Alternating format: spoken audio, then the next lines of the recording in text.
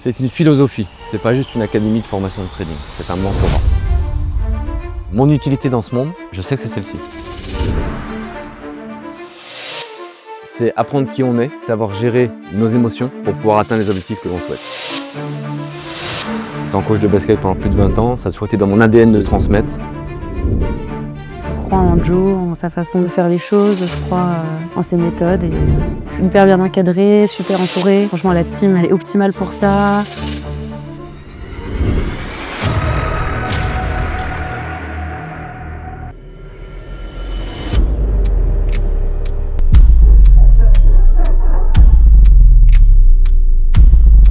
Je vois trop de souffrances humaines et de freins mentaux qu'on nous inculque depuis tout petit. Et l'idée, c'est de casser ces schémas-là pour montrer aux gens que c'est possible. Juste montrer que c'est possible.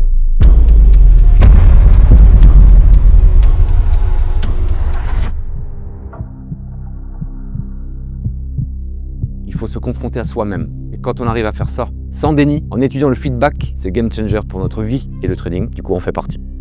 Je n'ai pas besoin du mentorat pour vivre.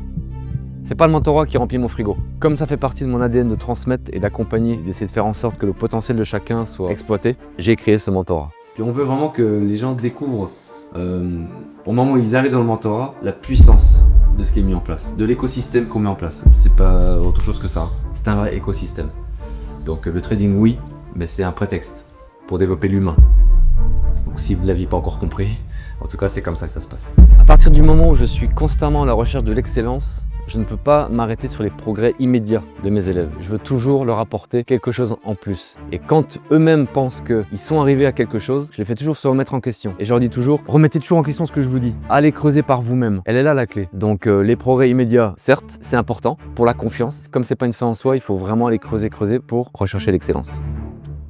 Comme le disait Michel-Ange, le plus grand danger n'est pas que notre objectif soit trop élevé et que nous le manquions, mais qu'il soit trop bas et que nous l'atteignions. Comme quand j'étais coach de basket, c'était qu'un prétexte pour faire grandir des humains. Ouais. C'était ça, je formais des hommes ou des femmes avant de former des basketteurs ou des basketteuses. Moi j'étais comme ça, et je suis comme ça même avec le mentorat, vous l'avez bien rappelé. C'est pas juste une académie de formation de trading, c'est une philosophie. Joe, c'est quelqu'un, quoi. Il n'y a pas de formation comme ça, quoi. Non. L'élève psycho, l'élève technique. Même d'être avec lui en ce moment. Ouais. Il n'y a aucun formateur que tu payes en ligne, là tu le vois jamais en physique. Là il est là avec toi, on mange ensemble.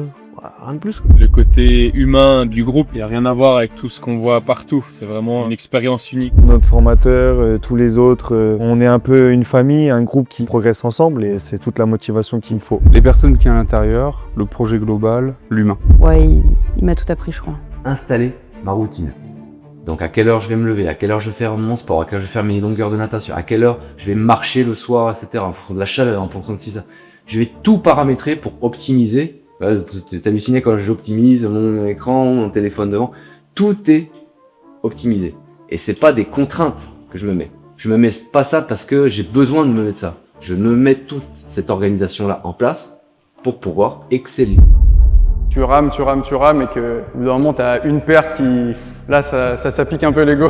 On a tous à un moment donné, en cours de route, en cours de parcours, des éléments qu'on ne contrôle pas, qu'on maîtrise pas, qui nous arrivent, c'est ok.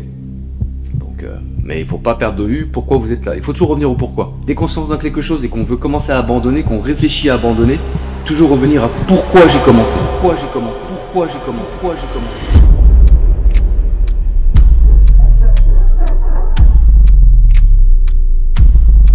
Je vois trop de souffrances humaines et de freins mentaux qu'on nous inculque depuis tout petit. Et l'idée, c'est de casser ces schémas-là pour montrer aux gens que c'est possible. Juste montrer que c'est possible.